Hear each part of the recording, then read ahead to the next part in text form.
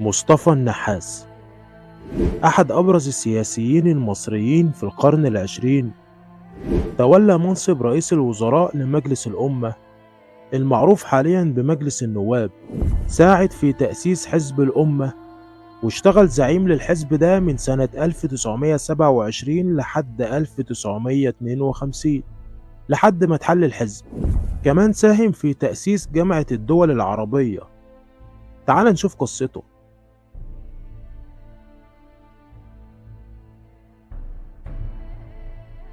اتولد مصطفى النحاس في 15 يونيو 1879 في السمنود بمحافظة الغربية لأسرة ميسورة الحال.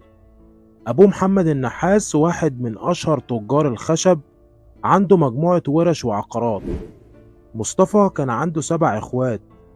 اتعلم في كتاب القرية لحد سن 11 سنة، ثم بعد كده اشتغل بمكتب التلغراف المحلي لحد ما واحد من المستشارين راح لوالده وأقنعه إنه لازم ابنه يسافر يكمل تعليمه في القاهرة. اتنقل مصطفى النحاس بعدها للقاهرة والتحق بالمدرسة الناصرية الابتدائية وحصل منها على الشهادة الابتدائية، وبعد كده اتنقل للمدرسة الخديوية ثم التحق بمدرسة الحقوق وتخرج منها سنة 1900. بعد ما اتخرج رفض إنه يشتغل مساعد نيابة وفضل العمل الحر كمحامي في مكتب محمد فريد المحامي، إلى أن تولى زعامة الحزب بعد مصطفى كامل.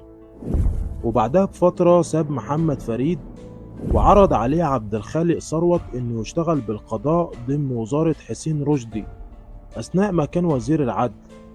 رفض مصطفى النحاس العرض ده لحد ما راح عبد الخالق ثروت لوالد النحاس عشان يقنعه بقبول الوظيفة، لحد ما قبل الوظيفة وتعين.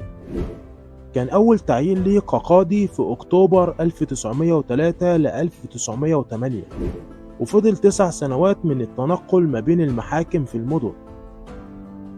انضم مصطفى النحاس لمجموعة سعد زغلول وقت إعلان الرئيس الأمريكي وودرو ويلسون المبادئ ال14 اللي اتذاعت بعد الحرب العالمية الأولى، لما نادى الرئيس الأمريكي بمبدأ حق تقرير المصير. كان وقتها النحاس شغال قاضي بمحكمة طنطا، وكان بيلتقي بمجموعة من الأصدقاء كده في القاهرة اللي كانوا مؤيدين لفكر الحزب الوطني. وبدأت المجموعة دي في التواصل مع سعد زغلول. حاولوا إنهم يتواصلوا مع عبد العزيز فهمي اللي كان وقتها عضو في الجمعية وواحد من المقربين لسعد زغلول، لكنهم فشلوا. قرر النحاس إنه يروح بنفسه لعبد العزيز فهمي عشان يقنعه بالتواصل مع سعد زغلول. ووافق عبد العزيز فهمي وقال له إن في نية لتشكيل وفد مصري بيتكلم باسم الأمة المصرية كلها، وإنه في توجه بدمج كل شرائح المجتمع في الوفد ده عشان ما يتهمش الوفد ده بعد كده بالحزبية. بدأ سعد زغلول بتشكيل الوفد المصري، وسعى إنه يضم عناصر من الحزب الوطني من اختياره تجنبا لأي صراعات تحصل بعد كده في المستقبل. وتم اختيار مصطفى النحاس ضمن أعضاء الوفد ال7. لما قامت الحرب العالمية الأولى الشعب المصري كان بيعاني من تأثيرها على الرغم إنه ملوش طرف فيها، والشيء اللي ساب أثر في نفوس المصريين هو فرض الحماية البريطانية على مصر 1914 وفصل مصر عن الدولة العثمانية.